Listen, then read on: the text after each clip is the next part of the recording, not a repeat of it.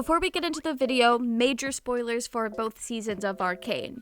Male friendships can be beautiful and should be encouraged for guys to create long-lasting, deep, loving friendships.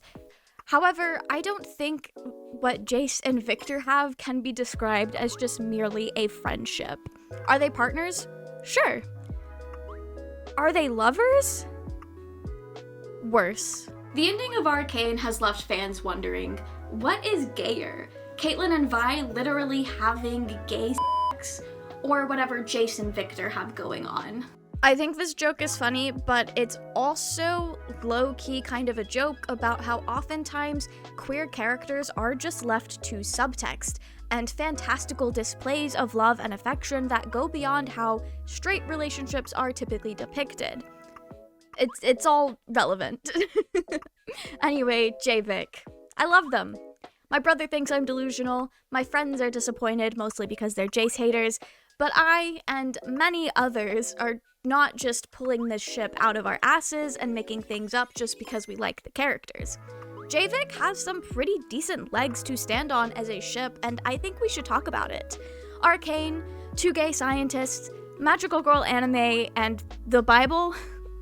That's kind of the thesis statement of this video, and I promise that string of words will make sense by the time we're done here.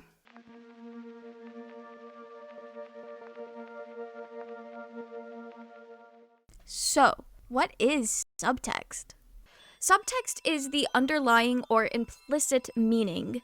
When writing, you don't just want to serve the audience every single detail on a silver platter. To do so insults the intelligence of the audience.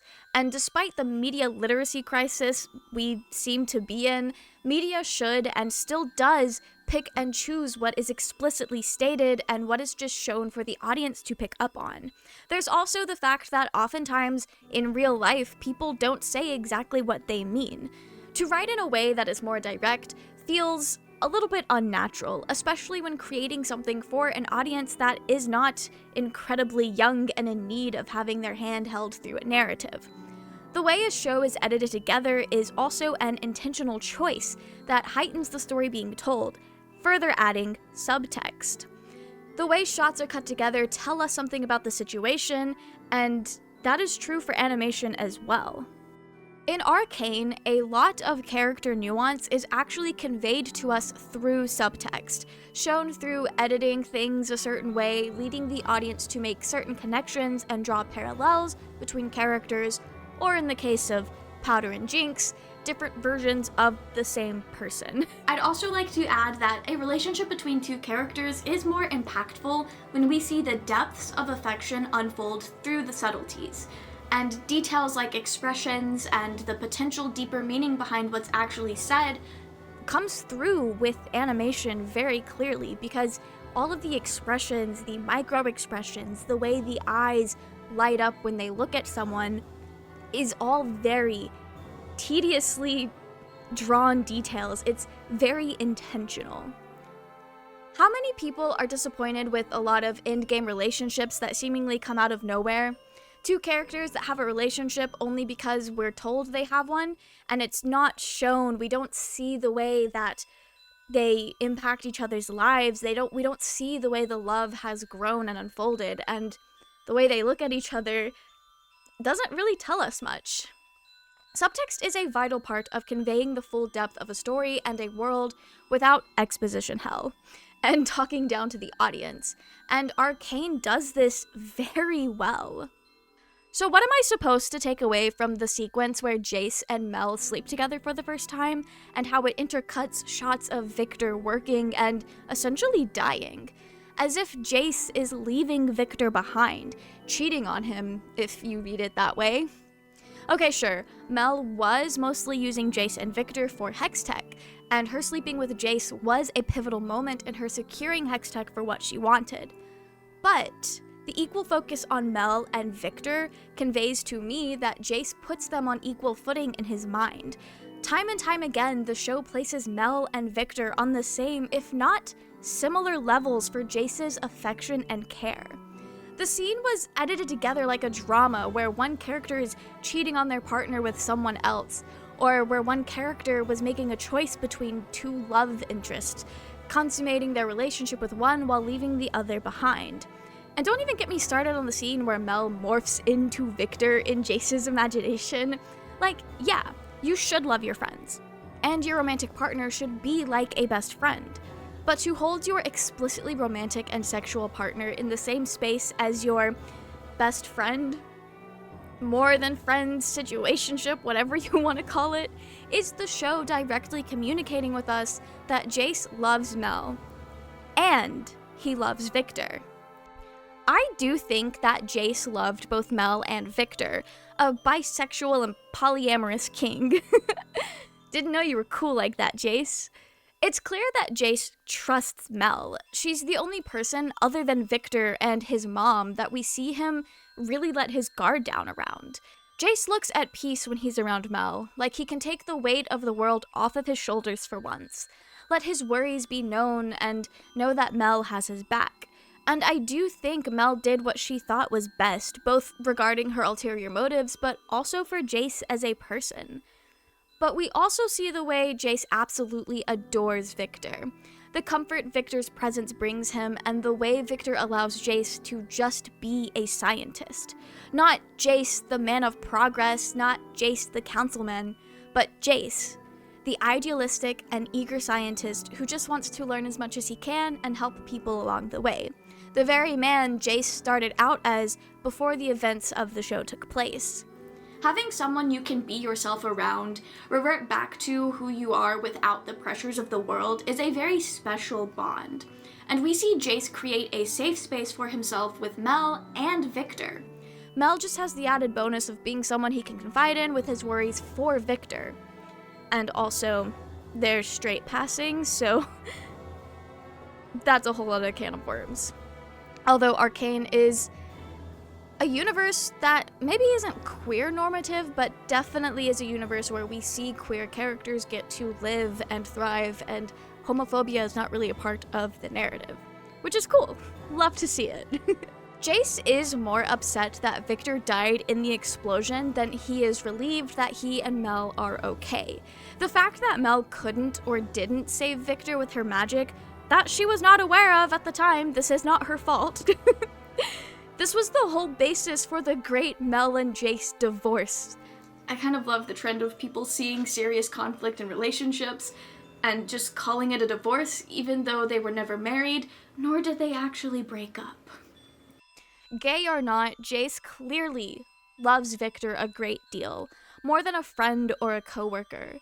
As soon as he realizes that Viktor was harmed in the blast, nothing else mattered.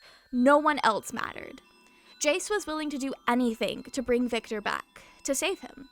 Willing to do something dangerous, willing to experiment with something he'd promised Viktor he would destroy, willing to risk it all, just for his partner to be back in his life. He knew Viktor had determined the hex core was dangerous. He knew that Viktor needed him to destroy it. But he was going to ignore all of that, just for the chance at helping one of the people he cared the most for. Love makes you do crazy things, or whatever it is they say. Jayce is heartbroken over Viktor's fate, over what has happened, over what he has to do to stop the end of Piltover. Hell, the end of the world. He struggles, but at the end of the day, he cannot damn the world for the sake of Viktor. In fact, destroying the hex core that has now bonded with Viktor's body, destroying Viktor, would be a mercy to him. Viktor had wanted this after all, and it was a future version of Viktor that put Jayce on this mission in the first place. All those years ago, showing Jayce magic and handing him the rune that kickstarted it all. Arcane has shown that they are not afraid to explicitly showcase queer relationships, and in the case of Vi and Caitlyn, their relationship plays a major role in the character arcs. Vi shows Caitlyn the true injustices Piltover and the Enforcers have committed against those from Zaun, and she also further shows Caitlyn the humanity of the oppressed, something that is vital to Caitlyn's rise, fall, and redemption as a character. Caitlyn and her relationship with Vi also serves as a major conflict with Jinx that low-key kinda drives the plot. Them being romantic is vital to their story arc, And since their relationship and dynamic happens fairly quickly, there has to be a base attraction that the audience can identify with and understand how they grew such a bond so quickly. However, for Jayce and Viktor, we get to see their relationship grow over time. It's not romantic or sexual interest that plays a vital role in their character arcs, but instead it's their bond. With the way Jayce and Viktor's relationship plays into the overall plot and the themes of Arcane, the writers don't have to be as explicit in the details. They're allowed the space to show Jayce and Viktor grow close over years of working together instead of having to make a case for why they would be so close after a day or two, like with Caitlyn and Vi. There's also the fact that lesbian relationships are heavily fetishized in media at large and also more palatable for homophobic audiences, so that's another lens you could compare the queer representation in the show with, but we're not really talking about that. All this to say that Jayce and Viktor's exact relationship status does not matter as much as other characters, and that also gives room for Jayce and Viktor to have an undefined relationship. A deep emotional connection, love, and adoration that they never explicitly put a label on. Which feels pretty in character for the two, honestly. They're just vibing. Viktor says it best when he says their paths diverged long ago, and it was affection that held them together. Viktor grew frustrated with how Jayce was being manipulated, with how Jayce folded for Mel, and how those in power sought to use Hextext as a weapon. Taking Jayce and Viktor's creation and turning it into the complete antithesis to what Viktor had set out to do. But despite it all, despite the changes each of them went through, Jayce and Viktor stayed together because they both held affection for one another. Our paths diverged long ago. It was affection that held us together. But the real piece of subtext that I feel isn't even subtext is the fact that at the end of the show, Jayce and Viktor literally have their souls mesh together, two halves coming together to save the world. They have a heart-to-heart, and Jayce talks about how all the imperfections that Viktor sought to cure were things that made him beautiful. Jayce admired all of Viktor's imperfections. He admired every aspect of Viktor. And at the end of it all, Jayce just wants his partner back. But you were never broken, Viktor. There is beauty in imperfections. They made you who you are. An inseparable piece of everything I admired about you. Love and affection spill from his voice, adoration in his eyes as he's finally able to talk to Viktor. And for the first time since Jinx's attack on the council, it's just Jayce and Viktor together. Their love doomed the world and saved it at the same time. They're literally soulmates. I thought I wanted us to give magic to the world. Now, all I want is my partner back.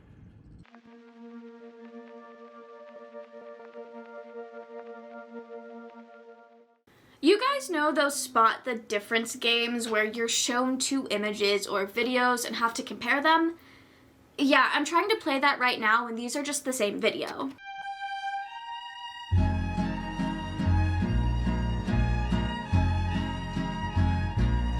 I can see it all now, and I finally know. I know all the things you've done for me throughout all those different timelines. In all timelines, in all possibilities. Only you can show me this. It's no secret that the creators of Arcane were inspired by anime. The studio has gone on paper to state that they were inspired by directors like Satoshi Kon, Katsuhiro Otomo, Mamoru Hosoda, and Hayao Miyazaki. While they never directly say they are inspired by Madoka Magica, it is stated they are inspired by the types of stories told in anime and the visuals that are unique to the medium. But the part of all this that makes me feel very normal about Jayce and Viktor is the fact that Madoka and Homura's relationship has a very similar nature to Jayce and Viktor. A deep bond and unconditional love and the undoing of one another. It's pretty widely accepted that Homura is queer, and in love with Madoka. She literally bends time, forcing herself into a mind-numbing loop over and over and over and over again, I think for like 12 years, just to try and save Madoka's life, to protect the girl she loves. Also, spoiler zone for Madoka Magica, skip ahead to this timestamp if you don't want to be spoiled for how it ends for like the series and also the movie, like the third one. Eventually, when Homura cannot stop Madoka from becoming a magical girl and in turn becoming a god, Homura devotes herself to undoing Madoka, becoming a witch that's the counterpoint to Madoka's god powers, becoming the villain in the story. Jayce becomes the one to undo Viktor's godhood, becoming the villain and those in his commune. It's not a perfect matchup since Viktor is in the wrong, and I don't believe Homura was successful. It's been over a decade since I've seen the movie, but I'm pretty sure she was not successful, like Jayce is. But the similarities are too much to not bring up. Media also tends to make queer characters subtle in an attempt to appease a more conservative and intolerant pocketbook that funds these productions, and the society at large. And Madoka Magica did come out in 2011. So with this in mind, many who watch Madoka Magica are willing to call it a yuri, girls loving girls, because that makes the most sense when looking at the dynamic between Madoka and Homura and the lengths these girls go to for one another. So if that's the common consensus for these two, when Viktor and Jayce mirror them, it feels like an intentional reference to further contextualize their relationship. Be it an on-the-nose reference or a subconscious reference, I couldn't find a source that actually definitively says that Arcane took inspiration from Madoka Magica, but the writing is all over the wall. And we also know League of Legends as an IP is very familiar with magical girls and anime. I mean, Star Guardian set, I know that's more Sailor Moon, but like, all the magical girls, we just hold hands. If you like one, you've probably consumed more.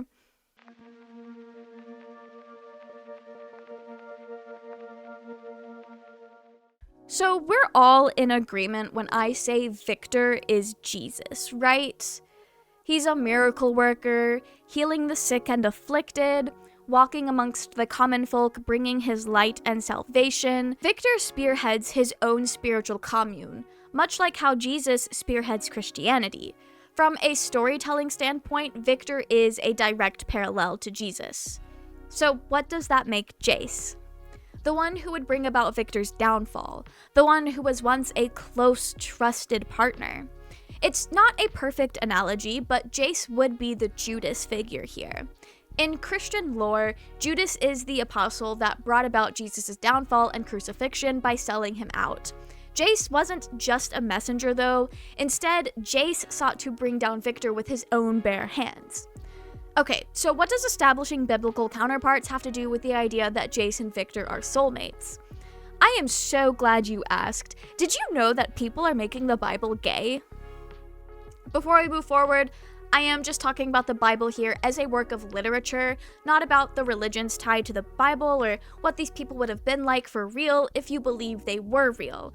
For all intents and purposes here, the Bible is a well-known book, and that is all I mean when I am talking about it here.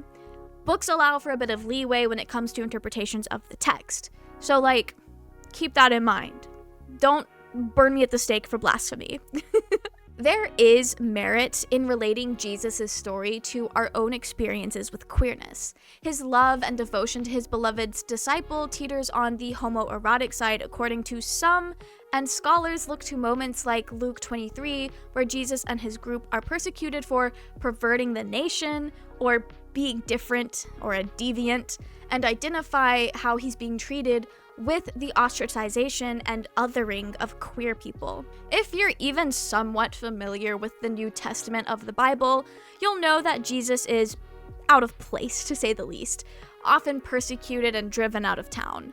The people in power see him as a weirdo and a threat. It's an objective fact that Jesus is a countercultural rebel within the context of the Bible itself, and that's appealing and relatable to many queer folk. All of this just to say, some people enjoy taking a queer reading to Jesus and Judas. And this is a genuine read of the pair, not a joke or like a crack ship or anything. Like, people are being genuine. Jesus and Judas also play into a very popular romance tropes. They share a relationship of worship, a deep bond, only for said bond to be severed by a grand act of betrayal. An act of betrayal that was low-key necessary in the whole grand scheme of things, a betrayal that allowed the plot to happen. In Jesus' case, it's the betrayal that led to his crucifixion and the means to which Christians would be able to be forgiven of their sins. In Viktor's case, it's the betrayal that he himself sought out in order to stop himself from destroying the world. It's a love doomed by the narrative. I feel like this is a fairly common ship amongst people reconciling their queer identities and their relationship with Christianity, and that connecting JayVik to Jesus and Judas is an extra layer of subtext. Although I will admit, this is more of an extra cherry on top instead of a main part of the cake. I still wanted to bring it up because I think the connection is interesting and it places Jayce and Viktor into a greater literary context beyond Madoka Magica.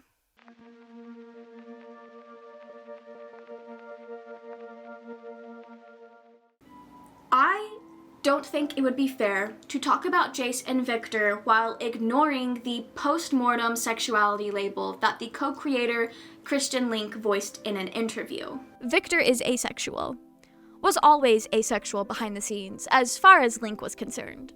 This conflicts with how many fans see Viktor.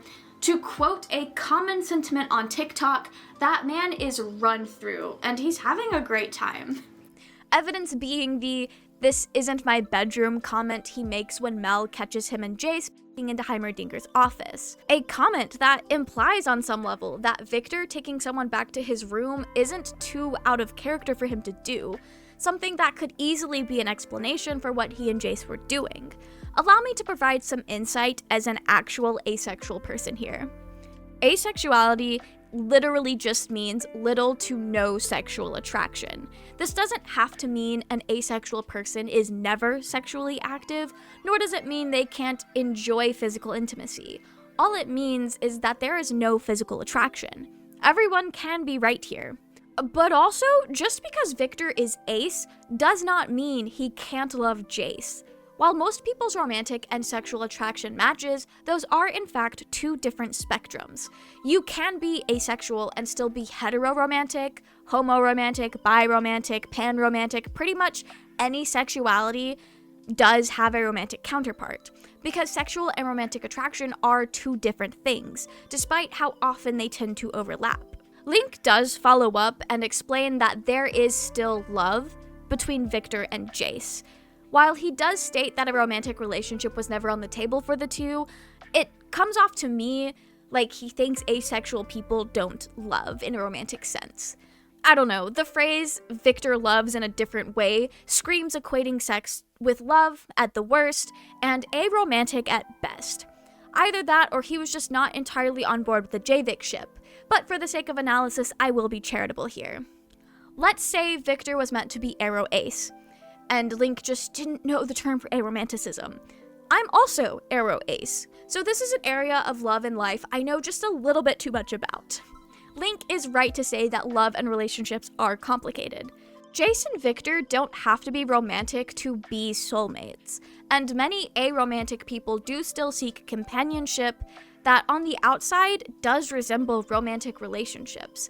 These are usually called queer platonic relationships and run a lot deeper than just a friendship. Queer platonic relationships are a commitment, much like a romantic partner or spouse, and function similarly, just without romantic feelings. I can't really explain how it feels different because I just simply don't know what it feels like to have genuine romantic feelings, but I have dated people in the past. A relationship is an active choice between two or more people to be devoted to one another, to trust someone so deeply, to share some form of emotional intimacy, to be a safe space for one another, ideally. A functional and healthy relationship is a connection between two people who care a lot about one another, a partnership built on mutual trust, adoration, and a commitment to face life together. None of that is inherently romantic. I trust my friends and they trust me. I adore my friends, and I am committed to staying by my friends for as long as they want me around. While romantic feelings can enhance this dynamic, it's not a necessity for a strong partnership. And that's the idea behind queer platonic relationships. And that also describes Jayce and Viktor, regardless of how you read their dynamic and feelings for one another. Jayce and Viktor can be in love, though. They can have a beautiful romantic relationship without having sex. Physical intimacy isn't the only indicator of love. Either way, I don't think the claim that Viktor is asexual, nor the way Link described Viktor's apparent aromanticism, discredits JayVik as a ship. It just recontextualizes their relationship in a way that defies societal norms. Jayce and Viktor have some sort of relationship that goes beyond friendship, goes beyond lab partners, and ignores the expectations of romantic partners. They're soulmates, and that can mean anything for them.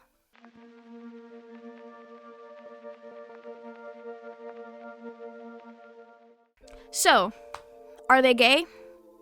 JB, or JB not? I think Jayce is our bi-poly king. That is pretty clear to me. And it is blatantly obvious that Jayce and Viktor care deeply for one another and love each other. Is that a romantic love? Possibly. At the end of the day, this is a ship built on subtext, and not everyone will see subtext the exact same way. I've made my case, but that doesn't mean you have to walk away from Arcane with the exact same takeaways as I did in terms of Jayce and Viktor's relationship. I mean, the whole time I was scripting this video, my brother kept saying, "Jayce isn't gay!" And he has no idea what I'm going on about. Yes, he's seen the show. No, he's not homophobic. Also, I think he's just teasing me because he knows I'm like very, very interested in Jayce and Viktor right now. Anyway, fandom is about having fun. Enjoying media is about whatever speaks to you. And at the end of the day, this is a show based on League of Legends. So in a way, we're all losers here. Don't come for me. I've been playing League of Legends kind of poorly since 2015. This call is coming from inside the house. Anyway, that's been my JayVik video. If you guys are interested in more Arcane videos, let me know, because I would be interested in making more Arcane videos, possibly. Very interested in Arcane right now. Anyway, thank you guys so much for watching, and also, I think this is gonna be uploaded, like, within the first week of 2025, so, like, Happy New Year for those watching this when it is first uploaded. Anyway, that's it for me. I have no idea what my next video is gonna be, so I guess we'll find out together when it gets uploaded. Anyway, bye!